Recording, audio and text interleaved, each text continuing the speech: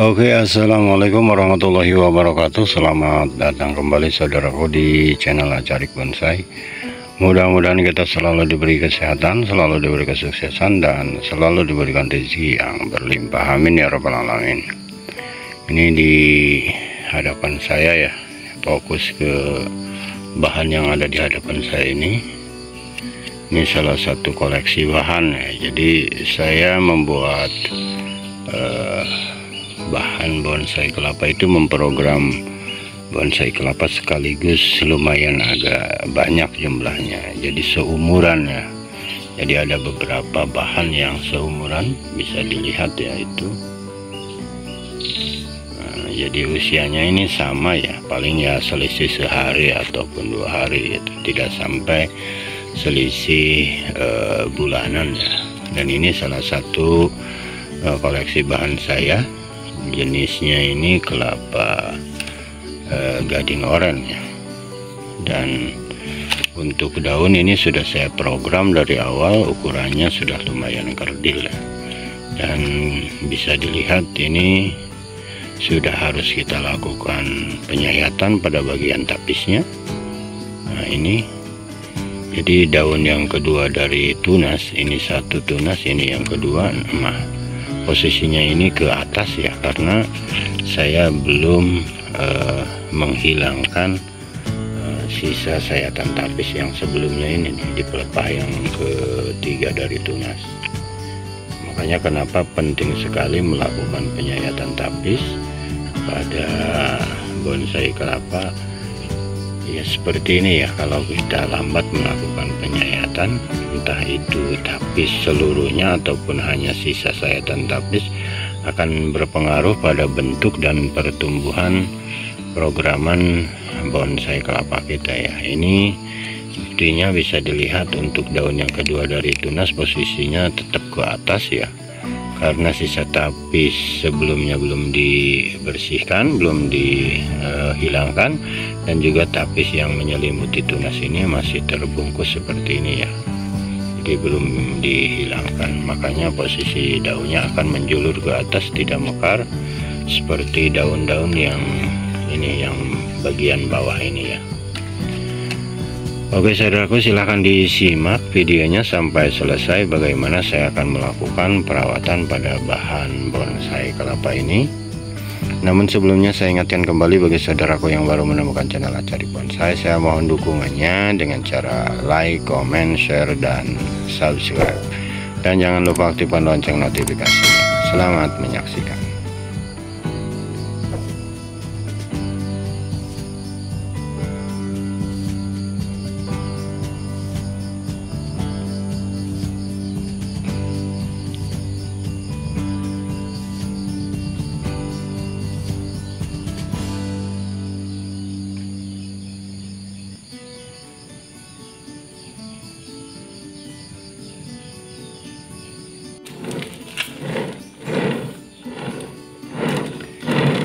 Ini banyak semutnya ya, saya bersihkan dulu ya, saya usir dulu semutnya ini.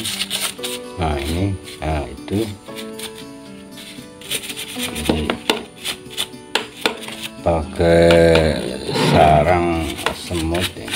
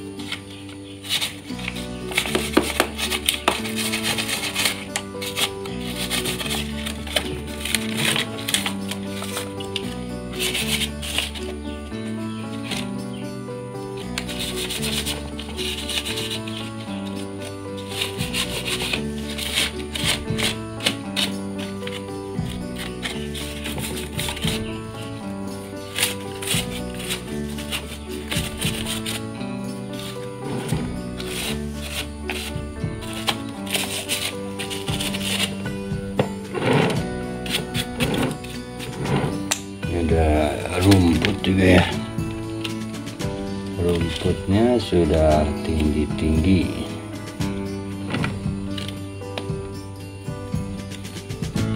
Ini rumput apa ya, kalau di saya sih namanya ini rumput teki ya, rumput teki. Nggak tahu kalau di daerah ya, teman-teman apa namanya ini ya. Saya sih ini biasanya kalau yang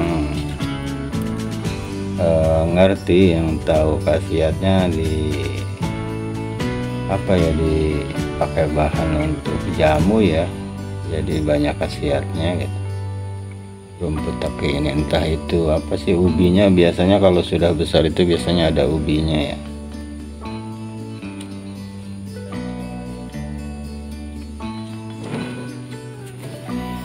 Oke, kita lanjut ke perawatan bagian pelepah dan tapis ya.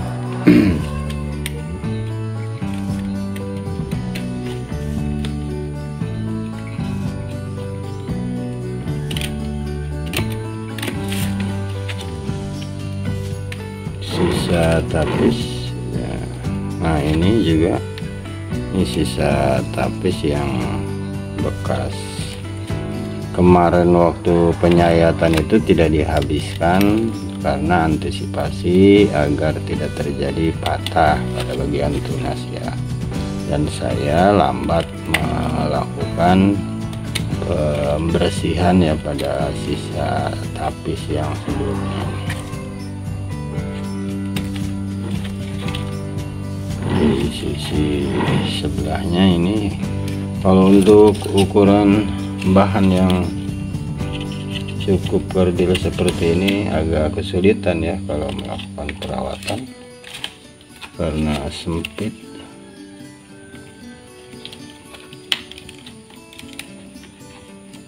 Harus benar-benar hati-hati ini.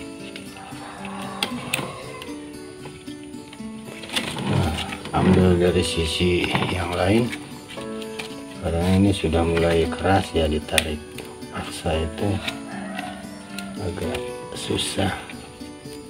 Nah, cuman dapat sebelah ya, jadi sebelahnya masih tersisa karena lambat melakukan perapihan pada sisa sayatan tapis.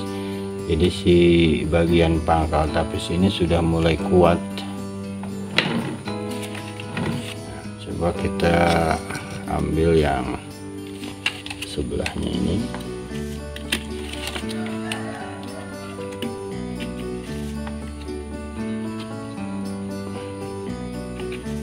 Kita harus hati-hati ya, kalau tidak hati-hati bisa potong. Nah ini yang sebagian.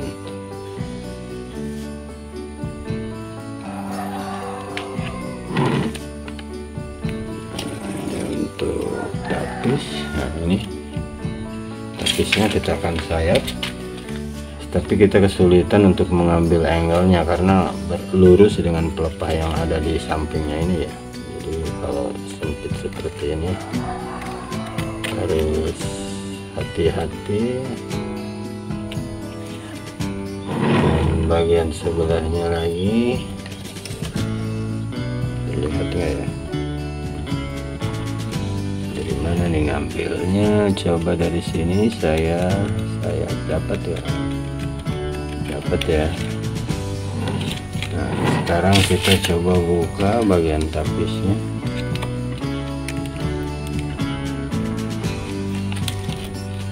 Ini rawan patah guys.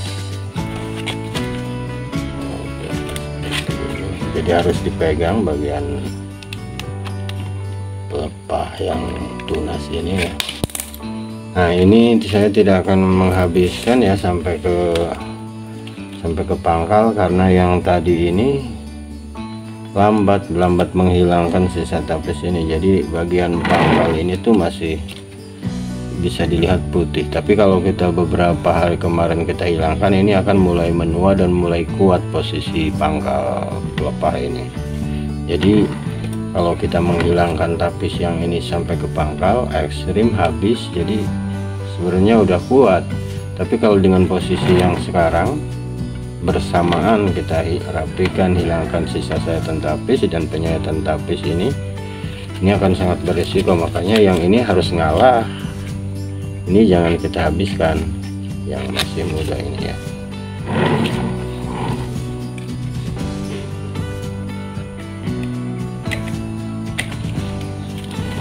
ini jangan kita habiskan, saya potong bagian ini ya, agar tidak terjadi patah tunas.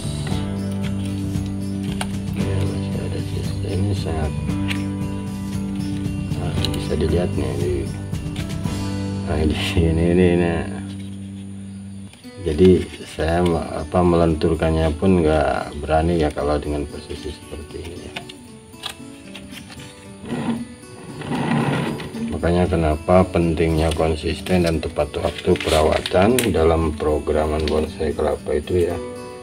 Membentuk bonsai kelapa kerdil itu ya ini, agar hal-hal yang seperti ini tuh tidak terjadi ketika kita harus melakukan penyayatan tapis yang menutupi tunas.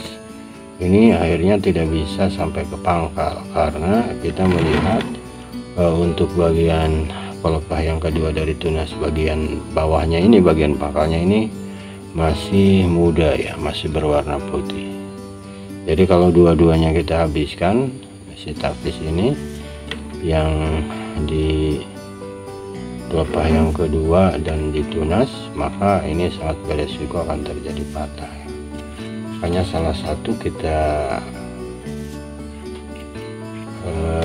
tunda ya, terutama yang ini yang masih, dan yang ini juga nanti waktu penyayatan ketika menghabiskan sisa sayatan tapis ini kita jangan terlambat lagi ya.